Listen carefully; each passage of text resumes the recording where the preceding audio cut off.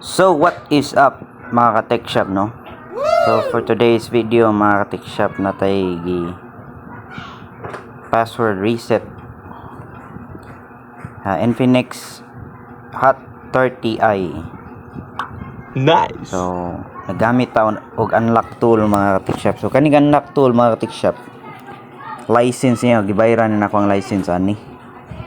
So ato sa ka login ka ni, and then ato ka sa Infinix, and then imong i-select ang model which is Hot 30i, and then SPD. Ato ka sa B-ROM tab, and then click nimo hard reset.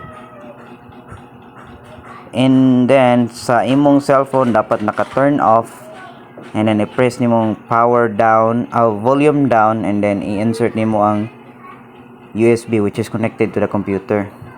And then automatically iyan na i-password reset basta mabasa sa computer mga tech shop. If dili gani mabasa, you will need to install an SPD driver.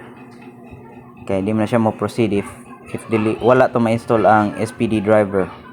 Same sa sa ubang kanang mga models like Oppo, Vivo. If dili siya wala ma-install ang yang kanang specific driver mga tech shop, dili na siya mogana ang unlock tool. So you'll need to install drivers, mga preloaders. So anyway, magbuhat lang ko mga tutorial videos about it. So if you're interested mga tech shop, don't forget to like and subscribe to my YouTube channel.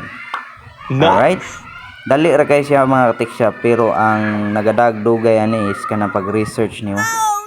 So nagtuo sila dali ra i-fix ang kanang mga hard reset ba or mga password reset ba. Pero sa background scenario na mga tech shop, ang kanang pag-research gid kanang in case na yung mga errors gani inig gamit nimo sa unlock tool. Mo na yung kadaglangan, maabot na siya, mo take na siya mga 2-3 days before na ko ma-figure out kay nayusahay. Inigra na ko sa unlock tool, i-block sa ako antivirus.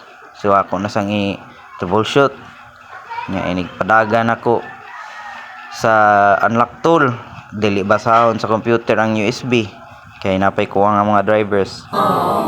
And then sa side kay sa kadaghan sa model dili mo na siya parehas og combination good. So imo pa na i-research good unsay steps para magpagana nimo unlock tool for that specific model. What? Alright. So dili na siya lalim mga ka-tech shop. Alright, let's go. Wow! So mo nang charge ni mahal gyud mga ka-tech shop kay pagpalit na ko sa license sa unlock tool mahal man sad. So ana man gyud na magpunan man gyud ka para maka-serve sa kasi mo mga customers. Nice. Diba? So puhunan jud ka na. So karon mga tech shop, na-reset na siya, and then for setting up na lang ni siya, select ka og country, then next lang nimo, and then pagkauma na nahug na mo siya kanang bagong setup good, kanang bagong palit nga cellphone ba, wala na siya data, wala siya dili na siya Gmail lock account na siya kay gi-erase naman sa computer. Alright, so mao to mga ka-tech shop, no? Nangita ko sa Philippines ani, wala may Philippines, mato ako na lang gi-next. Wala gid sa Philippines ba. Gi-proceed na ako, nakaselect kay India. Buong kuaning model lang ano ni Philippines, gawas guro ni palit or unsa ba niya, buwak na kayo yung screen ba. Anyway, so naka-proceed ra ko ani mga ka-tech shop, ako rang gi-next. Wala man siya Philippines, so ako ra na siya gi-next. Pulaan man ko, so skip lang na nimo nga part. Pwede ra sa imong i-insert ang SIM card, i-skip lang nimo pag-connect sa wifi. Yan, next lang na nimo,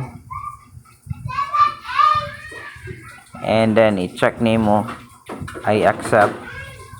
And then kani siya mo na ilanan nga wala na siya Gmail account nga naka-register sa phone.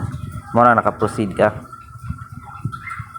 So ang uban gud ka na mga siya basta imong i-hard reset, mabilin mo gud to ang Gmail account. So mo tay lisod tangon. Oh no!